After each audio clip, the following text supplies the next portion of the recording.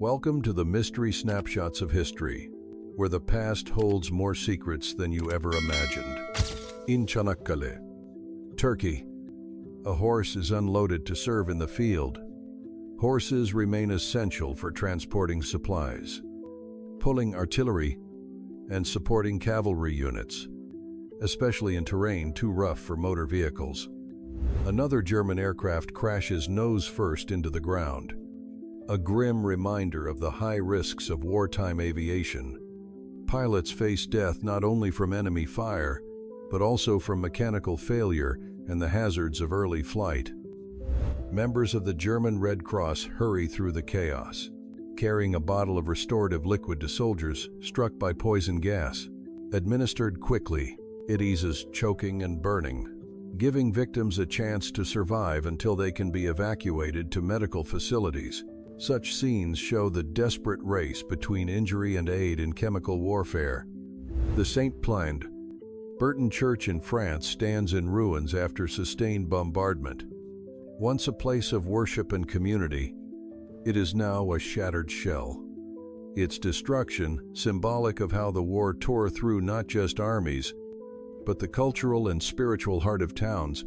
On the Western Front, an American gun crew operates a 37mm artillery piece, its barrel aimed toward entrenched German positions.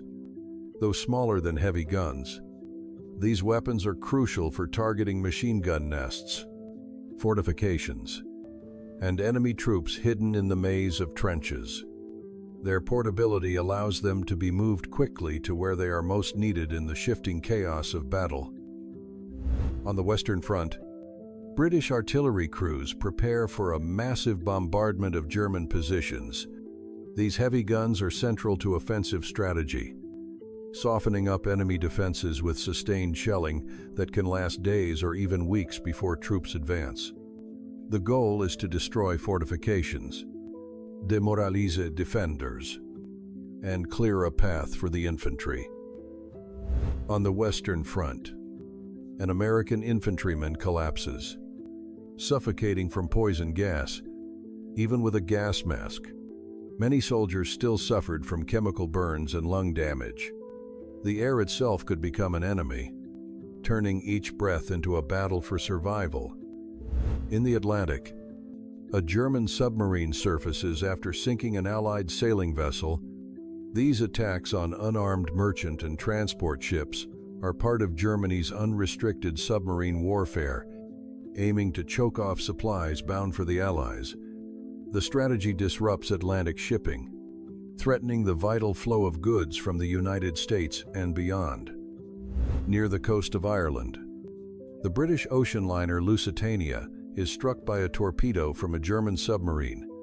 The ship sinks in just 18 minutes, taking more than 100 lives, civilians and American citizens among them.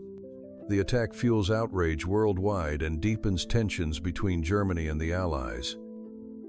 On the first day of the Battle of the Somme in 1916, a mountain of spent shell casings begins to grow. German force déployent 200 artillery pieces, fire 2.5 million shells, and use 300 ammunition trains to feed the guns. Over the course of the battle, 14 million shells will be fired. A German soldier hurls a stick grenade, a distinctive weapon with a long handle for greater throwing distance.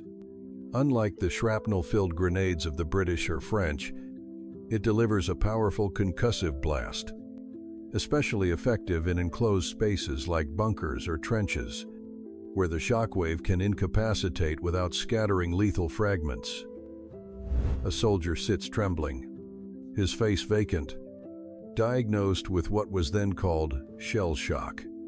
The term described the severe psychological and physical trauma caused by prolonged exposure to explosions and combat symptoms, ranging from tremors and memory loss to temporary blindness, paralysis, and complete disorientation. In France, the 9th British Lancer Squadron charges against German artillery positions. Cavalry, though increasingly outdated in the face of modern firepower, was still used on certain fronts, yet as machine guns, heavy artillery, and rapid-fire weapons dominated the battlefield. Such mounted attacks became ever more dangerous and costly. A member of the German railway troops washes clothes beside massive 20-inch artillery shells. Even in war, soldiers must tend to the most basic tasks, their work and rest carried out in the shadow of the weapons they serve. Inside an ammunition factory in Woolwich, United Kingdom, workers, many of them women, complete a batch of small arms cartridges. With so many men at the front, women take on essential roles to keep the Allied armies supplied. British artillery units fired during the Gallipoli campaign, an Allied attempt to open a new front against the Ottoman Empire. The offensive meets fierce resistance from Turkish forces, compounded by unforgiving terrain and harsh weather. More than 100,000 soldiers from both sides are killed, making it one of the war's bloodiest failures. The Mark I tank, the first in history to see combat, rumbles forward during the Somme, weighing over 62,000 pounds and crewed by 8. It suffers frequent breakdowns and poor maneuverability. Even so, its use marks the beginning of a new era in mechanized warfare. In France, German A7 Volt tanks roll through a village near Reims. The A7 Volt is the only tank model Germany produces in the war, with just 20 built, armed with a 57mm cannon and multiple machine guns. These armored vehicles engage Allied forces in limited but intense actions. Serbian soldiers take positions on the front line during the Battle of Sur. Outnumbered and outgunned by Austro-Hungarian troops, they use tactical skill, determination, and support from the local population to win the first Allied victory of the war. On the right in a period photograph stands Adolf Hitler, then a young soldier in the 16th Bavarian Reserve Infantry Regiment, serving as a messenger. He is wounded in 1916 by grenade shrapnel, just one of millions whose lives are shaped forever by the war. A wounded soldier wears a facial prosthesis, carefully crafted to hide severe injuries from explosions and chemical burns. These masks are a lifeline for physical and emotional recovery, restoring some measure of identity to men scarred by battle. In Germany, a Friedrichshafen aircraft lies crumpled against a building after a crash, designed for reconnaissance and bombing. These planes are grounded after the war by the Treaty of Versailles, though their engineering influences future military aircraft. In Messines, Belgium, a young British soldier strains under the weight of massive artillery shells, carrying them toward the guns. Ammunition runs keep the firepower alive, but expose those who make them to constant danger, as the enemy targets supply lines as fiercely as the front itself. At the Somme, a Canadian artillery officer writes a Christmas greeting across the curved side of a shell. It is a small, human moment, a reminder that even in the midst of slaughter, soldiers sought to hold on to fragments of normal life and connection. Under an open sky, a large group of soldiers gathers for a religious service in the field. Faith offered them solace and unity, a way to confront the fear and uncertainty of war together. Such gatherings were as much about morale as they were about worship. Inside a narrow trench, German soldiers train with a flamethrower, the weapon erupting in a blinding stream of fire. Beyond its devastating physical damage, the flamethrower is a psychological weapon, sending fear through enemy lines and forcing defenders to abandon fortified positions. In the close, suffocating quarters of trench warfare, its sudden roar could end a battle in seconds. In Flanders, thick clouds of poison gas drift across the battlefield as German troops scramble to escape. Mustard gas, phosgene, and chlorine corrode lungs, burn skin and blind eyes. Even with gas masks, The effects can be agonizing and often fatal. The attack leaves a haunting image of war, where the very air turns into a weapon. Inside a weapons factory, a female worker operates heavy machinery, producing parts for guns and ammunition. Such labor is physically demanding and often dangerous, with constant exposure to explosive materials. In northern France, a dog harnessed to a small cart pulls a Belgian machine gun across rough Dastan, muddy terrain. Agile and dependable, dogs can reach places where vehicles cannot, ensuring weapons are delivered to where they are needed most. British tanks and troops parade past Bethlehem Royal Hospital in London.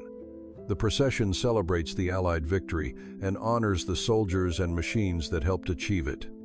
A German soldier leaps from an observation balloon, parachute billowing, after enemy fire destroys it. These balloons are prized targets for their role in spotting troop movements and directing artillery.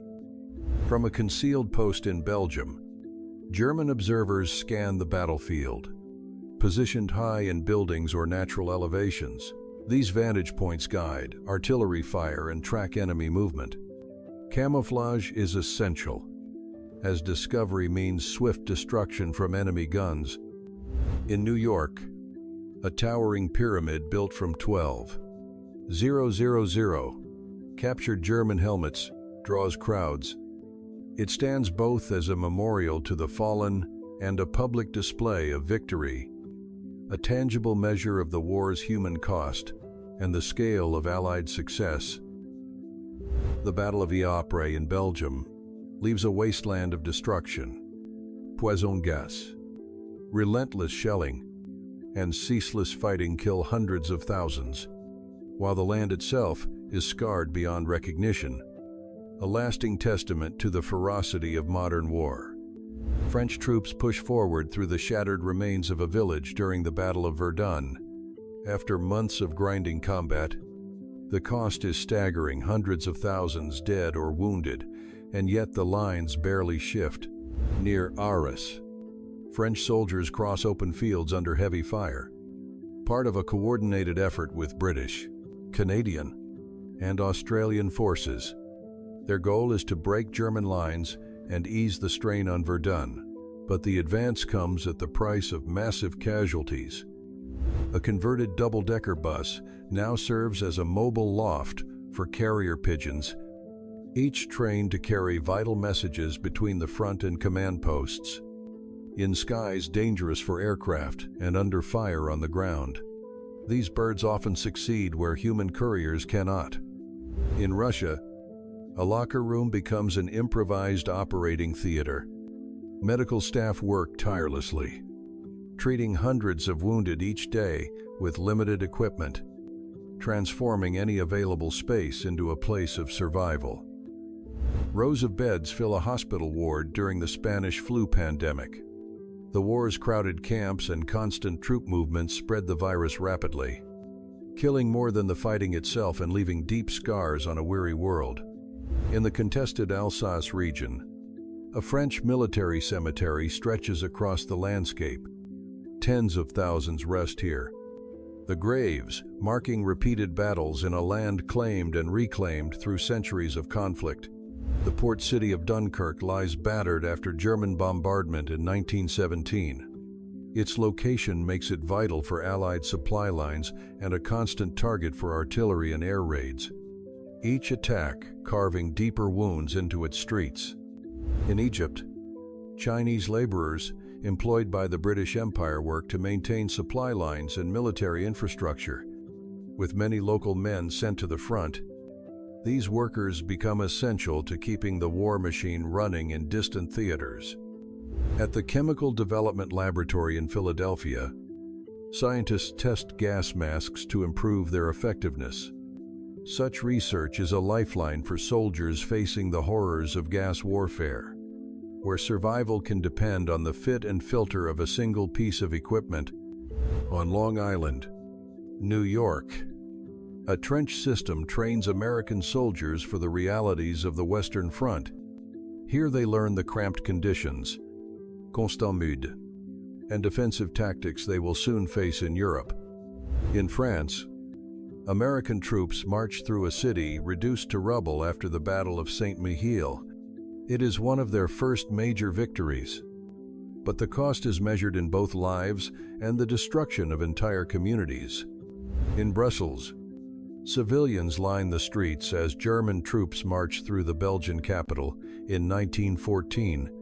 The occupation is a stark reminder of how quickly neutrality can be shattered and how deeply war reaches into civilian life. A team from the British Machine Gun Corps stands ready behind a Vickers gun, each man wearing a PH gas helmet. Developed early in the war, these masks are cumbersome and make breathing difficult. Yet they are indispensable for survival in an environment where poison gas can drift in at any moment without warning. A sergeant from the Royal Engineers carefully places a written message inside a small metal cylinder and fastens it to the collar of a trained messenger dog. In areas where telephone lines are destroyed and runners cannot get through, these dogs carry critical orders across dangerous terrain, often under heavy fire. At a Belgian field hospital, doctors work on a wounded soldier. The setting is simple canvas walls, rough wooden tables, but for many, it is the only chance of survival after injuries from artillery, rifle fire, or gas attacks. In August 1914, Germany issued an ultimatum to Belgium, demanding permission for its armies to cross the country in order to launch a rapid strike against France. Belgium, a neutral nation protected by international treaty, refused. Days later, German troops invaded, turning Belgian cities and fields into the first battlegrounds of World War I. A British soldier stands inside the yawning muzzle of a captured .38 caliber artillery gun, its massive bore framing him like a cave. Capturing enemy equipment, especially something as formidable as heavy artillery, was a clear sign of battlefield success and a way to show the public that their armies could take and turn the enemy's own weapons against them. In England, inside the National Shell Filling Factory, two women lean over a workbench, carefully inspecting a batch of artillery shells. Factories like this were the lifeline of the front, ensuring a steady supply of ammunition. These women played a vital role, filling shells with explosives, performing strict quality checks, and shouldering dangerous, repetitive work that kept the guns firing. In Cove, Ireland, a solemn procession gathers for a mass funeral honoring the victims of the Lusitania disaster. Though the vessel was a passenger liner, it carried munitions for the Allies, a fact Germany used to justify the attack. Most aboard never knew of the hidden cargo. When the ship was torpedoed and sunk, over 1,000 people perished, sparking outrage across the world. Along the Western Front, soldiers unload massive pillbox demolisher bombs, each weighing over 1,200 pounds. Built to shatter enemy fortifications, they were designed to create vast craters, tearing through bunkers, trenches, and the troops within. When detonated, the blasts were so violent that they reshaped the battlefield itself. In France, a group of British soldiers play soccer while wearing full gas masks. The field is uneven, the air thick with the memory of recent gas attacks. But the match offers a brief, welcome distraction from the harsh reality of the trenches. Games like this were a way to keep spirits up, a reminder of life beyond the front lines, even when every breath was drawn through a filter against poison. The USS Nebraska, a United States Navy warship, moves through the water coated in dazzled camouflage, a striking mix of sharp lines, bold colors, and geometric patterns. The purpose was not to hide the ship but to confuse enemy rangefinders, making it difficult to judge her speed, direction, and distance. Against the shifting sea and sky, the effect distorted perception, buying precious seconds in battle. Somewhere along a railway line, Austrian soldiers gather around a train car during a rare pause in combat. One leans against the carriage, cigarette smoke curling in the air as he plays a violin. Around him, his comrades listen quietly, the music offering a fragile refuge from the constant threat of shell fire and the endless fatigue of war. At Messines in France, the British Second Army unleashes one of the most powerful coordinated explosions of the war. 19 mines detonated in just 19 seconds. The largest, buried deep beneath Messines Ridge, tears the earth apart, creating a crater nearly 100 feet deep and over 300 feet across. The blast kills thousands of German soldiers instantly, sending shockwaves of confusion and fear through enemy lines. On the front lines, soldiers operate the first model of a flamethrower, its pressurized tanks feeding a roaring stream of fire into enemy positions. The weapon's impact is not only physical but psychological, a sudden, unstoppable wall of flame that forces opponents to flee or take cover, often leaving them no chance to fight back. It quickly becomes one of the most feared tools of trench warfare.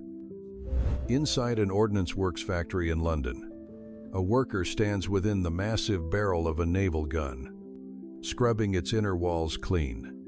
The work is slow and demanding, but essential. Every gun must be maintained and inspected so it can function flawlessly under the extreme pressures of battle. These factory tasks, though far from the front, are as vital to the war effort as any fight in the field. Above the battlefields, biplane aircraft sweep across the sky in tight formation. These twin-winged machines are the backbone of wartime aviation, used for reconnaissance, bombing missions, and aerial combat. Flying in formation helps protect the aircraft, coordinate attacks, and ensure that intelligence or strikes are carried out with maximum efficiency. In the trenches, German soldiers fire an anti-aircraft gun at low-flying planes, their faces hidden behind gas masks. In a war where poison gas can be deployed without warning, the mask is a constant companion, as necessary as their weapons. On the Eastern Front, a Russian aviator captures the site of a German gas attack creeping across no man's land. The pale cloud rolls forward, sinking into trenches and dugouts, driving defenders into the open or forcing them to retreat. Chemical weapons like these are meant not just to kill, but to break an army's ability to hold the line. Off the coast of Sussex in 1915, the skeletal wreckage of a German Zeppelin lies where it crashed after being brought down by a British aircraft. These massive airships had been used to bomb targets across Britain and Europe, striking cities and ports under cover of darkness. To see one destroyed was a rare and significant victory for the Allies.